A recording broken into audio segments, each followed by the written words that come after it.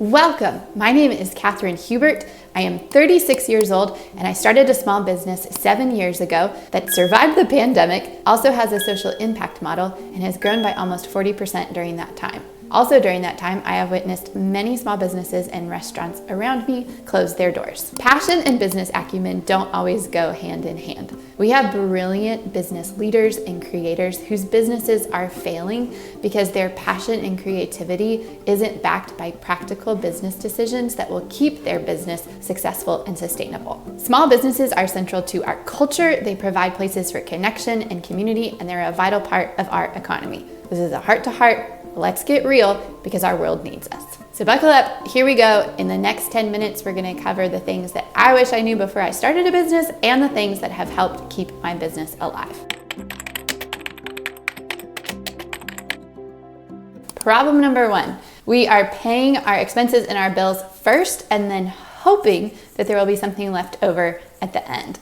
But as you know, there's almost never anything left over when we're done paying the bills, which leaves us in this perpetual cycle of never actually having a profit. So reading the book Profit First really transformed the way that I do my finances and the way that I orient my books and how I pay for things. Instead of paying my expenses first and then crossing my fingers and hoping that I have something left at the end, I actually look at my income, take out a percentage of my income and set that aside as my profit first, and then pay my expenses and my bills with what's left. If there's not enough money left over, then it means that my business isn't actually sustainable and I need to get scrappy, I need to get creative, I need to start looking at where to cut expenses and make things work with the numbers and what I actually have left. On top of that, the money that I'm setting aside, I actually put into another bank account in another bank so that it's not easily accessible. And I have short-term funds that I keep in my general operating accounts, but longer-term savings are in a place that I can't access easily, making it work with the money that I have instead of dipping into money that's reserved for something else. Number two,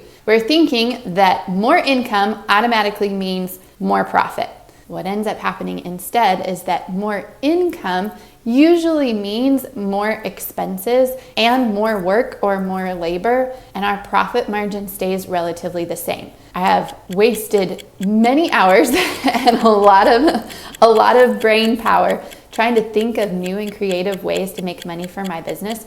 And what really transformed the way that we do business is by looking instead at the things that we're doing best already and then leveraging or adding to those areas, which then increased our profit margin. So a great example of this would be we're a breakfast and a lunch spot. Our busiest days are the weekends when we do our brunch service.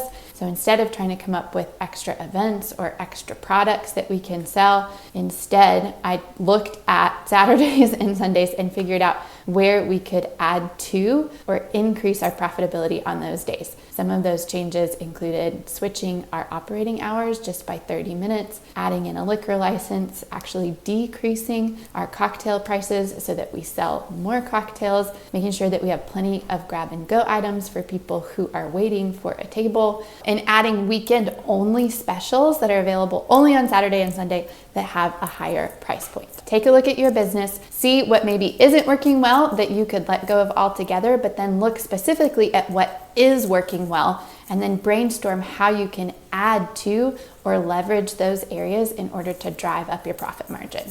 Problem number three, as business owners, we are relying on our own labor to make our business concept work.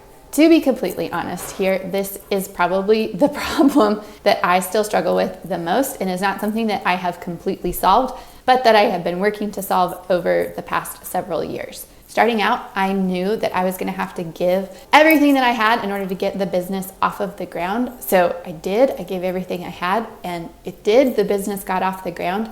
But then as time progressed, I started to feel frustrated and resentful that my business was still so reliant on my specific skill set or on my labor hours in order to operate. And then it was really hard to come to the conclusion that that's because that's the way that I wrote our business model and plan to begin with. Our business was working exactly as I had planned it. I just didn't realize when I had planned it that way that it was going to not be a temporary thing. So It's been a process of reorienting, restructuring to make work a better environment for me and for my team. But if I was going back and I were to tell my 29-year-old self who was starting a business for the first time one thing, it's that you can't do this without your team, but your team also can't do this without you. Don't over or undervalue yourself or your team. Try to hold them both as equally as possible, and don't exploit yourself and your own labor and then get frustrated when you feel like your team does the same thing to you. I need to set the example for what my own work health looks like, because there isn't another person who can or will be able to do that for me. Problem number 4, we're making our problems someone else's problem.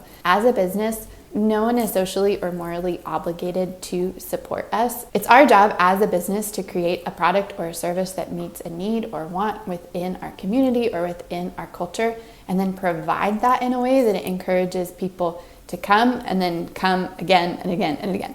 And that's what she said. This starts by studying your market. What is the business that you want to start?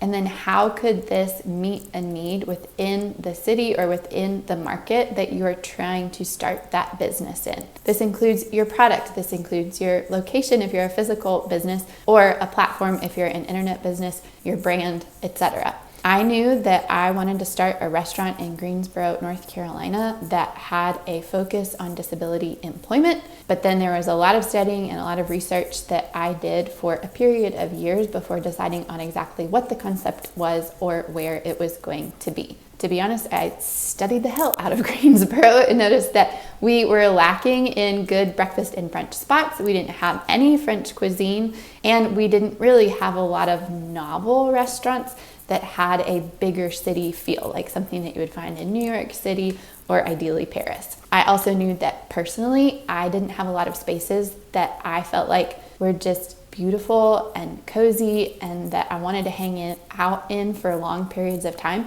And so I wanted to create a space that met that need really for myself, but knowing that I couldn't be the only one out there that felt that way. All of that analysis came from years of living in Greensboro, from studying different restaurants, from studying the culture here, from getting to know people, from plugging into the community. And I used all of that as research for starting a business.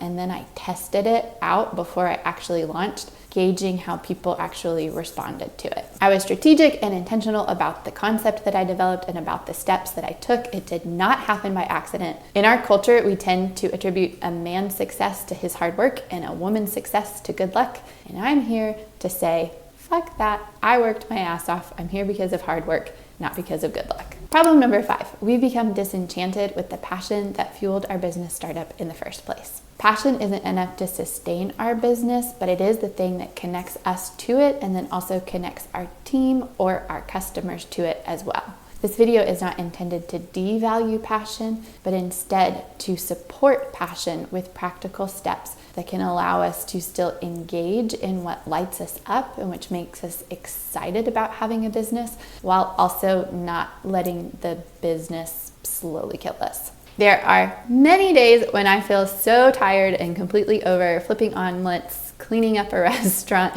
or paying bills. And I have to intentionally step back and take a look at the people who are eating those omelets and the way their faces light up when the food hits their table, or the long hugs that they give their friends and family who walk in the door and who are going to join them for a meal. It's the side-by-side time with my team that enables me to actually understand and grow and develop my own foundation and basis for disability employment and integration within my workplace. It helps me tackle my own bias or understanding of disability, and then use that as a platform and way to advocate for a different world for all of us. And it's the paying bills that not only keeps my business alive, but helps me to support other local businesses in this cool little ecosystem of Greensboro. And that just continues to strengthen all of us. So, yes, there are many problems to face in business, but we are the cool, smart people who get to come up with the solutions and who have businesses because we came up with a solution in the first place. Thank you for supporting my small business by watching this video. If you have your own or are thinking about starting your own, I hope that you will drop a comment below and introduce yourself. I would love to connect with you. Cheers to my fellow badass, big dreamers, big-hearted, hardworking, total take the bull by the horns type of people. I'm proud of you. I'm excited to connect with you, and I'll see you next time.